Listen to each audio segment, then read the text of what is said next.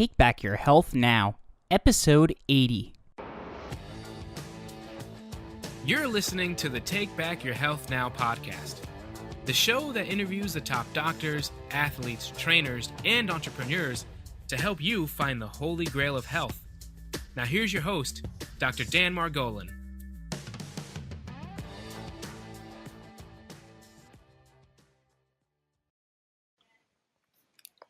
Hi, this is Dr. Dan Margolin with another segment of Take Back Your Health Now, where we pull out all the stops in search of health's holy grail.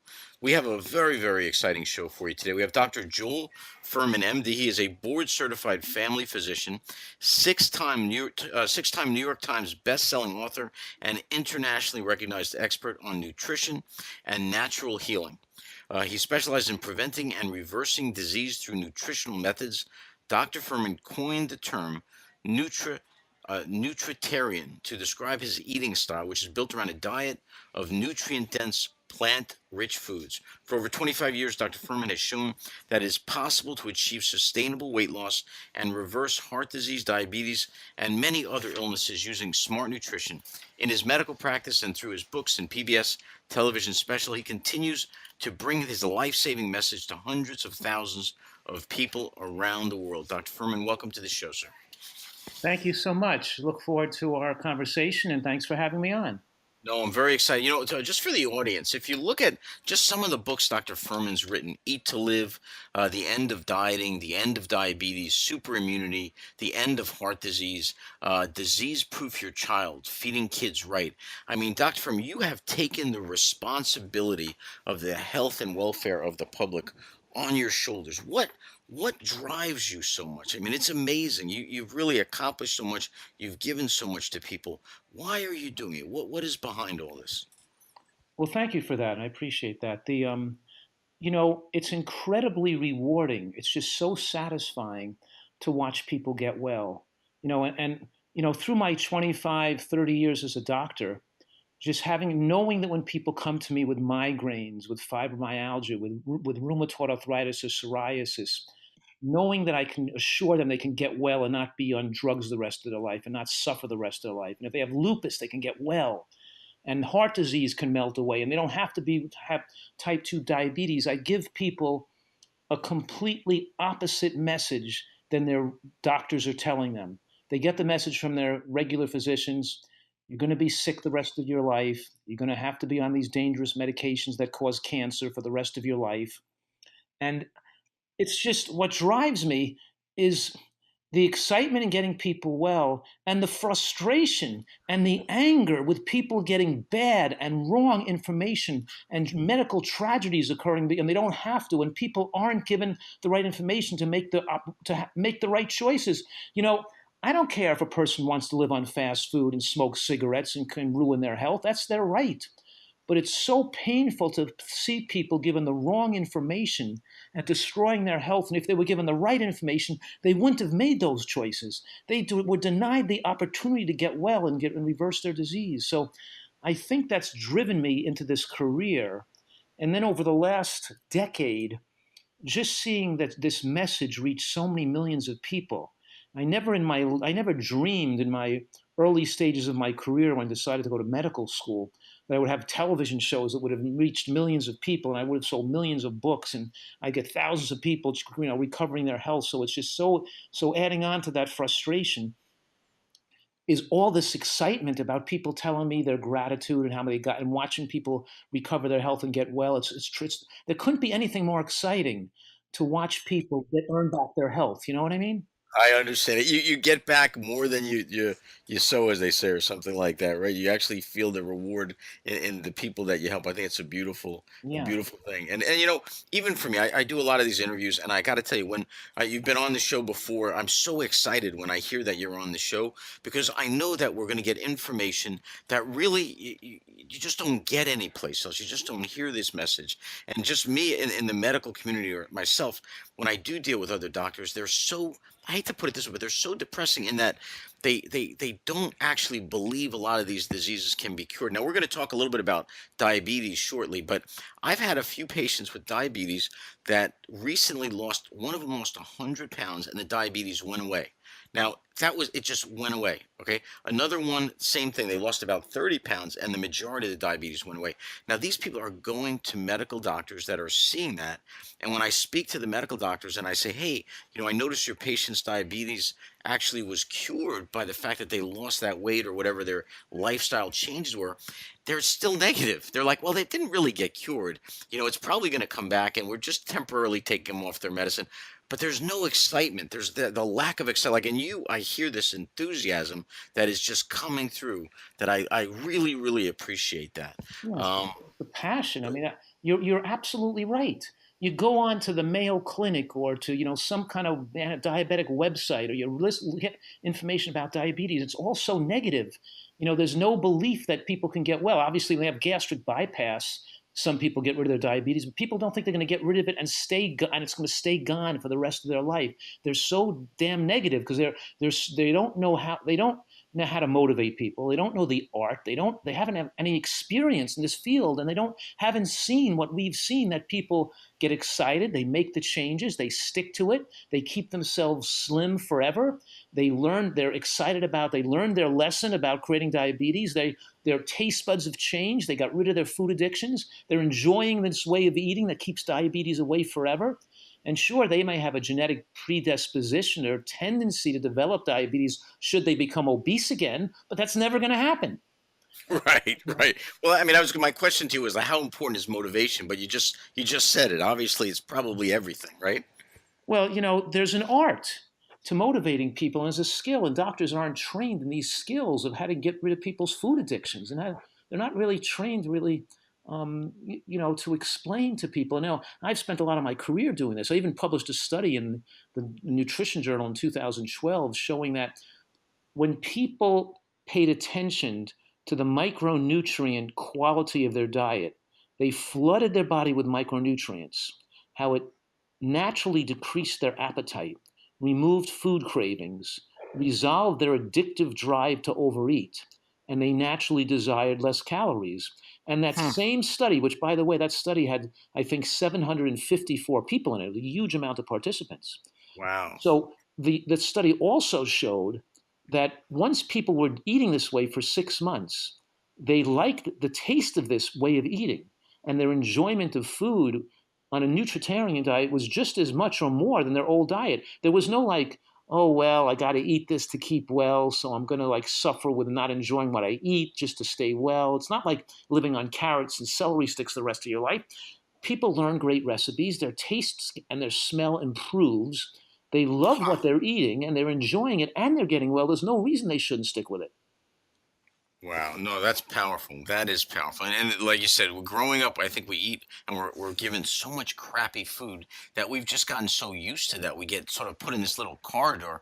And to know that there's other corridors that are even more vast and more, you know what I mean, and healthier, and you can live longer and all. I think it's just sometimes they just don't know. So greatly appreciate you pointing it out. Now I want to jump in with into diabetes. Before I do that, I have a little bit of a selfish question to ask you.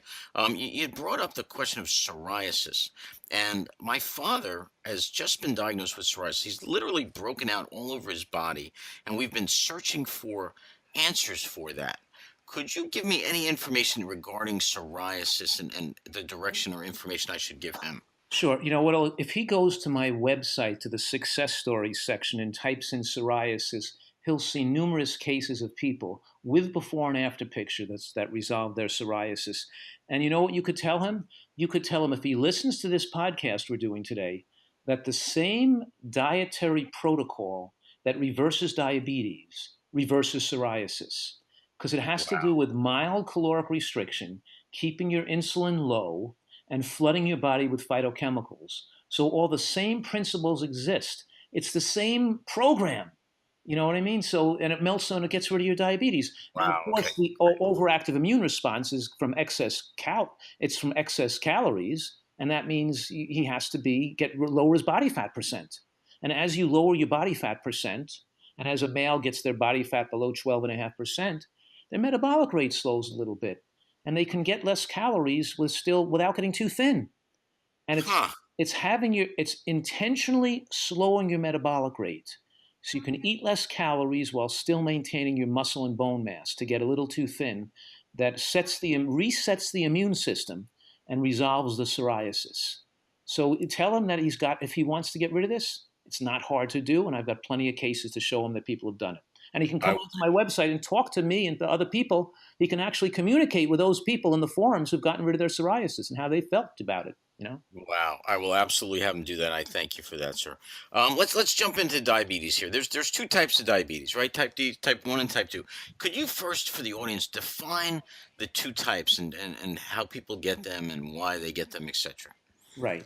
Well, the beta cells in the pancreas produce insulin, and insulin is needed to lower the glucose in the bloodstream and drive the glucose into the cells to be utilized by our tissues.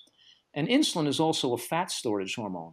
When our muscle tissues and our liver has enough glycogen and enough sugar into those tissues, then the extra sugar gets turned into fat. And insulin helps convert that sugar into fat so you can get fat. But the more fat you get on your but when you have excess fat, the problem is it blocks the function of the insulin molecule. So as the insulin's overworking from people overeating calories and overeating high glycemic foods like white bread and sugar and honey and maple syrup, and as people are eating more excess calories and they're getting fatter, and then you eat a potato and the sugar doesn't come down as easy with a certain amount of insulin. Instead, now the pancreas has to produce 5 times as much insulin. Maybe if you gain Wow. 50 pounds, the pancreas needs to secrete 10 times the amount of insulin to normalize the blood sugar. After so So, many years, Dr.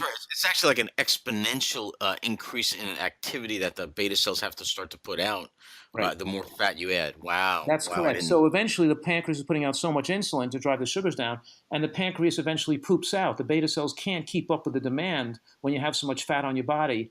And it's still producing more insulin than a person of a normal weight would need, but it's not enough insulin for this person's need who's overweight, so their sugars start to rise into the unfavorable range. And high glucose in the blood can age your tissues and damage your eyes and your nerves and cause kidney failure. But the high insulin is also dangerous. So doctors give you medications to make the beta cells work harder. The failing beta cells that are overworked, producing too much insulin, are now being bombarded with drugs to make them work even harder to keep the sugars down. And inevitably, they even poop out faster. And then your diabetes becomes more advanced. And sometimes these drugs can accelerate your death. The Accord study was stopped when people were randomized into have more medical care and better care versus usual care where the sugars weren't as well controlled. And the more medical care and more drugs they got to keep their sugars in the more favorable range, the more they accelerated the advancement of their diabetes, more morbidity and more mortality. The NIH Wow. had to stop the study. And it's because these drugs, and giving people more insulin. Don't forget these type 2 diabetics already have years of taking in excess insulin. So we're giving them more insulin to push the sugar down and increases their appetite. It makes them store more fat. And because insulin promotes cellular replication and growth, it also promotes the growth of cancer and the growth of plaque. Huh. So we're saying here that the treatment is as bad as the disease. My God. Doctor, what are the names of some of these drugs that are actually creating this? Well, things they're called sulfonylureas like glyburide and gluc and Glucophage or not glucophage. Glucophage and metformin are safer. They don't drive the pancreas to work harder, so they don't cause you to gain weight.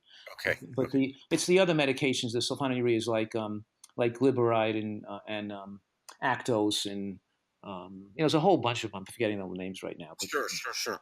Wow, that's crazy. I didn't know that.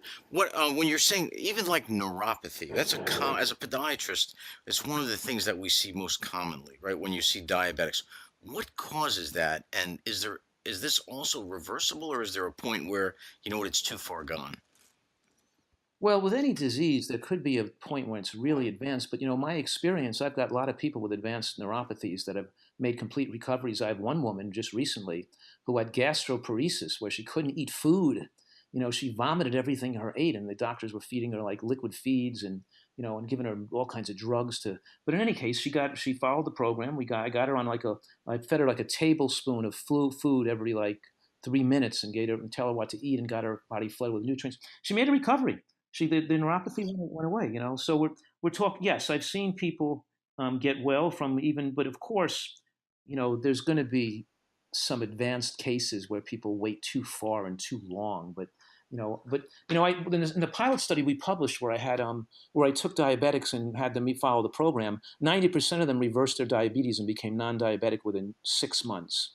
That And is that incredible. That is incredible. Nobody is talking about this. This is, you know what? When you talk about diabetes, you're really when you talk in the medical community, you're talking about a death sentence. Do you know what I mean? right, Like you a talk death to these, sentence. That's correct. right? I mean, that's the viewpoint. Nobody is saying, really, change your diet. 6 months from now, you'll be fine. What a message that is. What a message that is. Right. And so the average hemoglobin A1C dropped from 8.4 to 5.8. That's I think what happened. So below 6 you're non-diabetic essentially. So Right. almost everybody became non-diabetic pretty quickly. And I've got, obviously I've been in practice for almost 30 years now, so I've got, scores of people that have been non-diabetic for decades. Not just for Wow. they've stayed non-diabetic. And I even have some type 1 patients who got rid of their diabetes because they came to me when they were very young, when they first got diagnosed, like when they were 4 years old or 5 years old, and they come out of the hospital. There's that honeymoon period where the insulin, the beta cells are still functioning. If I can get onto them and flood their body with high nutrient eating and get them on a perfect Nutritarian diet, so many of these little children, and it's so exciting because they're willing to eat whatever I tell them. They say no, they want to get rid of their diabetes. They'll eat sawdust if I tell them to eat sawdust. They'll do exactly what I say. Right. They get off their drugs, and I've got a whole collection of cases now of recovery from type 1. But the type 1 usually it's an autoimmune attack. The beta cells are attacked by the immune system. And it's I think usually Mary Tyler Moore would be like the person probably most known for that, right? right. So type 1 is quite prevalent. It starts out, usually called childhood onset. It usually happens early in life. And for most of these people, there's no insulin function. They have to take drugs the rest of their life. But here's my message is that type 1 is a death sentence.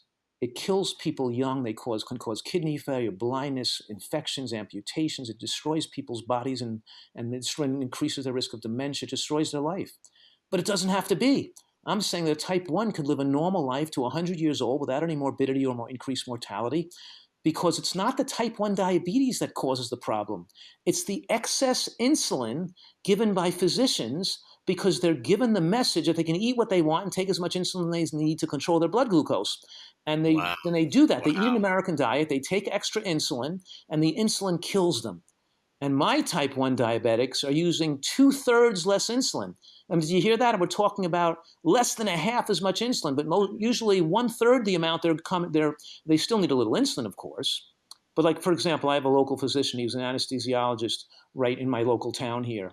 He was about 60 pounds overweight with type 1 diabetes. He almost had to quit being a doctor. He couldn't stay awake. He was like, sugars would drop high and low. He couldn't stay alert for the surgery procedures. Oh. He came to me as a patient. He lost the 60 pounds. He's lean and ripped. You should see his abdomen now. He's in his 40s now. He's got a six-pack. He's using 1/3 the amount of insulin. Instead of using 50 units of insulin a day, he's using like 14 units of insulin a day. That's a type 1. He went from like using 50 units to 15 units, is what I'm saying here. Right. And so he's still a type 1. His sugars are no highs and lows. He's ripped and muscular. He's perfectly concentrated. He's athletic now. His kid got rid of her asthma following the diet too. And what I'm saying is he has no risk from type 1. Type 1 isn't what kills people. It's requiring that 50 units of, it's eating the American diet and following the advice of the conventional diabetologist, thinking, eat all these carbohydrates and cover your sugar and take a snack and then take more insulin and take your, it's a conventional way of caring for these patients that are killing them. It's barbaric. It's destructive. And I'm a huge voice to say, oh my goodness, you got to eat a nutrient, because what people think. They say, oh, you're a type 2, you can get well, but I'm a type 1. I can eat whatever I want. I'm a type 1, so you can't cure me anyway. I'll just have to take the drug. And then people have, mothers have even complained on my Facebook page and said, you're talking about treating type 2. Don't say you're going to help diabetes, because type 1 can't be helped like you can help a type 2. And I'm saying, no, that's not true. It's even more important to take the type 1s. Of course, I can't totally cure them like I can a type 2, especially once they're a type 1 for years. But it's almost, but you can save their lives. It's so critical they do this. Wow. It is a message that I've never heard that. Honestly, like the type 1, I heard type 2. I've seen it myself. Type 1, I just thought it was pretty much a death sentence. I was saying, like, I think Mary Tyler Moore, the actress, had the type 1 diabetes all of her life and stuff like that. I remember growing up Yes. hearing stories of that, and I've seen people with amputations and stuff. Doc, let me ask you, so people that let's go back to the type 2 for a second. The symptoms where people start to get diabetes later on in life, what are the symptoms that they start to express before they were diagnosed with diabetes? Usually dry mouth, excessive urination, waking up more in the middle of the night, fatigue, weight loss, not feeling well, like that because you start to spill sugar in the urine, so you have to pee more often, and you got to drink more water because your mouth gets dry all the time. So those are Okay. some of the symptoms. But here's what I'm saying. I'm saying everybody that's overweight has some degree of glucose, metabolism problems because you don't see if you're overweight, then your pancreas has to produce more insulin. So whether you're I diabetic or got you. not, you still are Doesn't suffering matter. from the excess insulin. So the fact that you're overweight means you're already starting to get metabolic difficulties and glycemic difficulties. You're building up AGEs, the advanced glycation end products that cause blindness and kidney failure and nerve damage. Those advanced glycation end products don't just build up in diabetics, they build up in all overweight people and in all people eating the American diet with all that sugar and honey and maple syrup and white flour and white pasta and all the bagels and pizza and junk food people are eating. They're getting those glycemic end plaques whether they have diabetics or not. Diabetes or not. And diabetes sure accelerates it a bit, but you don't have to wait till you have diabetes to start to reverse this. Doctor, what are the things you should never eat? Like, what are some foods that we should absolutely stay away from, and what are some foods that we should start to, I guess, replace our diets with? Well, the main things you should never eat are I always say the white of the bread, the sooner you're dead. That's unbelievable. So one thing you should never eat are anything made with white flour. And the worst thing to probably eat is fried food. So anything that's cooked in oil is very exceedingly dangerous. As a matter of fact, a recent study showed that one serving of French fries per week, just a week, one serving a week increased the risk of breast cancer by 27%. Just that Oh, one serving a week in this study but we're talking about fried foods, and of course the southern parts of the United States where they make fried okra and fried chicken and fried potatoes and stuff like that have the most diabetes, the most strokes, and the most heart attacks. But you know what? In those people who are overweight with diabetes and heart disease risk, you have the most depression and the most aggression and violence and the most criminal behavior and the most crime and whatever. We're talking about it destroys the brain. It doesn't just destroy the body. Your brain is an organ. You're not happy. You're not only is people addicted to food, but they have a mental fog. It lowers their intelligence. It keeps them huh. fueled as an addict because they can't think. They can't think logically anymore. It's ruining their lives, destroying their ability to succeed economically and to make the right choices in life. Sugar is destructive to the brain. I have a new book coming out in October, and my book, The End of Diabetes, came out a few years ago. But my new Yes. book coming out this October, 2017, is called Fast Food Genocide, and it goes Oh, into how wow. fast food destroys the brain and how it takes away your intelligence and increases your risk of drug abuse and criminal behavior, and how we feed our kids these foods that destroy their intelligence and ruins their ability to succeed in life. And parents are destructive to their own kids' futures because they're bringing them donuts and candy to their football games and to their soccer practices. You know, so Wow. so I'm Wow. saying I'm saying Yeah. everybody knows that these foods are dangerous, but I'm saying something additional. I'm saying cooking foods in oil is exceedingly dangerous. It's not just fattening; it's carcinogenic and mutagenic and teratogenic. That when you heat oil, it causes rancidity, it damages the body, increases risk of cancer. And the combination between these high glycemic carbohydrates and frying foods, that's really short lifespan shortening and super dangerous. Unbelievable. Well, what about things like Dr. Furman, what about coconut oil? Is that bad for you at all, or is that okay? Yes. It All is bad. yes, all oil is 120 calories per tablespoon. So all oil is a concentrated caloric load. It's like taking a lifespan shortening medication. It's a No kidding. it's a pill of concentrated calories. In other words, the only thing ever been proven in the history of science to extend human lifespan is to eat less calories in an environment of micronutrient adequacy. High micronutrients, less calories. You have to, so the foods that extend lifespan are foods that are high in nutrients and lower in calories. And the more high nutrient, low calorie foods you eat, the longer you live. The Now, opposite of that. there was a study in mice where they would actually, like, I mean, starve the mice to some degree, and I guess give them high nutrients, and the mice lived double the length of time of the other mice. Is that correct? That's right. So what I'm saying here, I'm using the word proven in a scientific sense. It's been shown in all the studies in all species of animals, including primates, that we have to have reduced caloric consumption. And Americans are on a race to see who can eat the most calories. And they're taught through these alternative myths on the internet that eating more concentrated calories with no nutrients in them is a health food. Coconut oil is the opposite. In other words, oil is the perfect example of a food that has no nutrients in it, no micronutrients, no antioxidants, no phytochemicals, no fiber, but it's calorically concentrated. And most Americans are eating 400 to 500 calories of oil a day. And I'm saying even 25 calories extra a day is going to shorten your lifespan. Not 400 calories extra a day. And oil doesn't turn off the appestat. When you take in oil, so if you walked into a buffet and I was meeting you at the front door as you walked in the door and I handed you an apple as you walked through the door, you'd probably eat 60 calories less in the buffet because you have the apple. If I handed Right. you a teaspoon of coconut oil as you walk through the door, you'd eat the same amount of calories because there's no fiber and no nutrients. There's no appestat control. A matter of fact, putting oil in the food makes you eat more calories and there's no appestat control. So it actually increases the caloric. You actually eat more other foods when it's cooked with oil, and you magnify the caloric density of your diet, which is shortening your lifespan.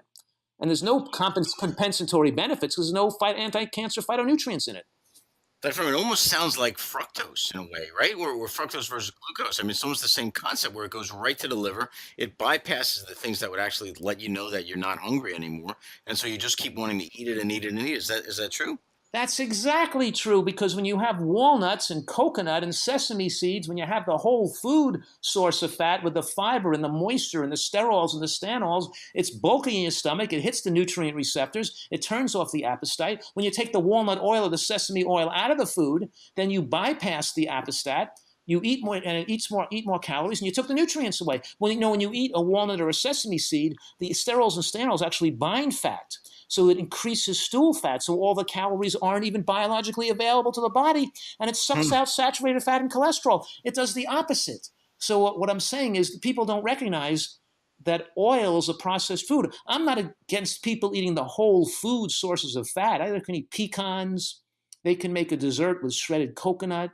They could use pistachio nuts and sesame seeds and flax seeds and hemp seeds, which are excellent foods. They're low glycemic. They have protein. They have fiber. They have sterols. They have vitamin E. They have anthocyanins and all kinds of phytochemicals. And they're, in other words, they have protective factors. But when you take the oil, you've lost the protective factors. You've lost the fiber. You've concentrated the calories. And the calories are absorbed so rapidly that they rev up fat storage hormones. When you eat a nut or a seed, the fat calories come in like an IV drip over hours, and the body can burn it for energy rather than storing it as fat. So I can be slim and have my body fat be really low and be eating 30% of calories from fat from nuts and seeds. But if you're eating 30 calories from fat from oil, you're having a different hormonal milieu and a different microbiome, because you're not supplying it's the nuts and seeds and the green vegetables and the mushrooms and the onions and the beans that fuel the growth of the beneficial bacteria. And as these beneficial bacteria become thickened and adherent to the villi, and they line the villi of the small intestines, it forms a protective biofilm that slows the absorption of glucose from other foods. So when you have your mango, when you have your oatmeal, the glycemic effect, the glucose rushing in the bloodstream from those foods is slowed or inhibited because you ate the nuts and seeds and the beans and the greens and you thickened your microbiome. When you take the oil and the meat and the eggs and the sugar, you're destroying that microbiome, because the microbiome grows off the fibers and the nutrients there. So you're increasing the glycemic effect of everything you eat, not just the food you eat. Wow, I had no idea. Dr. Fuhrman, well, let me ask you a question. A lot of times you'll use to cook some things, you'll use a little bit of oil to actually cook. What do you recommend then in terms of cooking? If you are like cooking, what would you cook them in? Right. So I'll make a wok and I'll put, broccoli and shredded cabbage and oyster mushrooms and shiitake mushrooms and snow pea pods and water chestnuts and hearts of palm. And I'll put it with a quarter cup of water in a wok, and then I'll wok it for 5 minutes in the water. And then I'll throw on a couple of tablespoons of like a Thai or a Thai curry or a Mexican Olay sauce or some kind of delicious, sauce or made with nuts and seeds and spices and lemongrass and or peanut butter Thai lemongrass Sounds sauce. delicious. I can almost feel the taste coming through the Yeah, microphone. so we'll make a delicious flavoring for it that's not based on frying it and putting salt and frying the food, or I'll make a delicious salad dressing, just by whipping up a couple of peeled oranges with some, raw cashew nuts and some toasted sesame seeds and some blood orange vinegar and a little lemon. Or I'll make a delicious, with almonds and almond butter and some roasted garlic and some tomato sauce and make a delicious dressing. Or I'll take some red onion. And so the point I'm making is I've spent decades perfecting this Nutritarian cooking technique so people can still have incredibly delicious food, but we're reducing the calories in every meal. They're getting much more fiber in bulk. They're satisfied with less calories. They're learning to cook without oil and salt or sugar, and their desserts are sweetened with just the fruit. Like I can make a great ice cream by just taking some frozen banana, putting in a handful of macadamia nuts, 6 macadamia nuts, 2 frozen bananas, a teaspoon of vanilla bean powder ground. It's not vanilla extract. It's not artificial chemicalized junk. This is real, fresh, ground vanilla bean that's good for you. And the most delicious, and a little splash of maybe soy milk to get it creaming in the Vitamix of the food processor. You wouldn't believe how delicious this ice cream tastes. There's no sugar, no dates, no sweeteners. It's just the banana mixed with the nut and the vanilla. It's so incredibly delicious because when you eat this way, your taste buds get stronger, and you don't even need all these sweets. You like it a little less sweet. Huh. And, I have to say, I have cut down a lot on my sweets for the most part. But my daughter wanted a s'mores, right? So we made a little fire out in our backyard, and we did the s'mores thing. And I just ran out and grabbed it. And normally I would be much more careful about what I'm buying, but we were just gonna have one little snack. And I took one bite of it, and it was so sweet that it wasn't even good. I guess I have changed my own taste buds to the point Right, that that's what happens. People change their taste. They spit that stuff out. It's disgusting to them. And to you, and to me, giving your daughter the s'mores would be like me giving my child heroin. Yeah, no, I'm wrong. It's It's poisonous. It's poisonous. You know what? I am sold. You have sold me. How? Let me ask you a question. If you honestly, like, I really, I feel like I've sort of let myself down in terms of diet, and I've spoken to you before, and I've definitely changed my viewpoint, and have over the last several years, especially, increased my the proteins and decreased the sugars and increased my vegetables.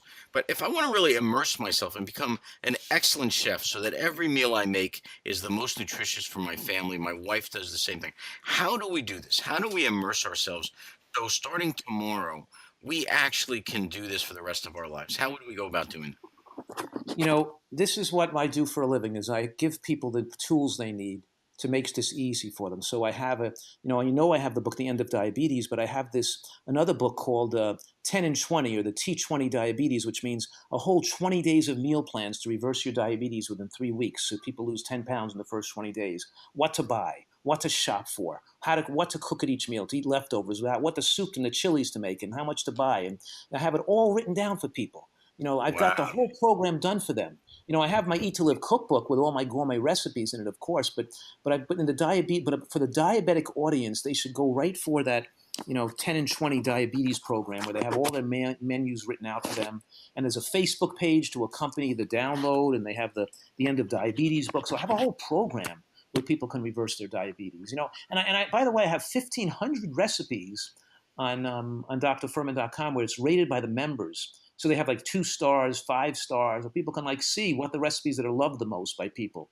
And we're talking about retraining people's taste buds. I'm not claiming people are going to like eating this way as much as their old diet right away. I mentioned earlier it took 6 months, but it's amazing. It's just amazing how you start to love this food so much once you learn the recipes and give yourself a chance of just doing it. So most people that are overweight, I say, don't decide what to eat.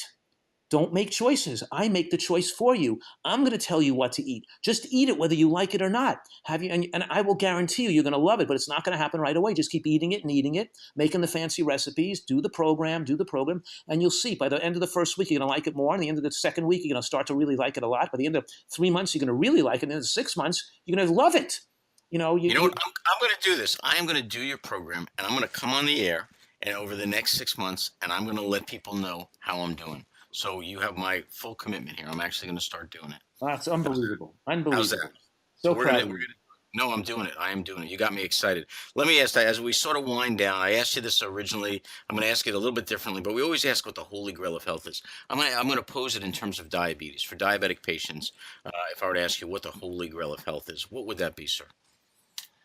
I already said it, but I'm going to make it. It's eating more foods that are rich in micronutrients that are lower in calories, eating less foods that are calorically dense. So we're talking about macronutrients or fat, carbohydrate, and protein. We have to eat less fat, less carbohydrate, and less protein. That means less calories. Now, how do you comfortably eat less calories?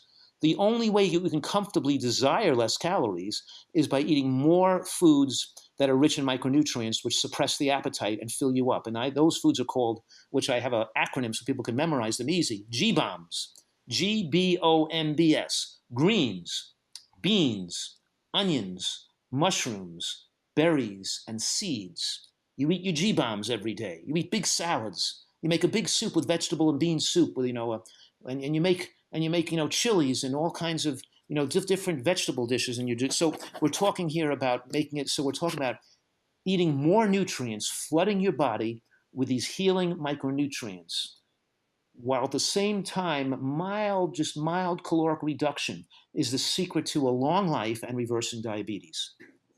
Wow, Dr. Joel Fuhrman, what a powerful, powerful interview. Really a life-changing interview. I want to thank you, sir. People that want to get in touch with you, get more information, how would they do that? drfuhrman.com, which is drfuhrman.com. Dr. Joel Fuhrman, thank you, sir, for joining us. It really is greatly appreciated. My pleasure. I enjoy talking to you and your listeners. Thank you, sir. This episode is sponsored by New Jersey Foot and Ankle Center in Oredo, New Jersey.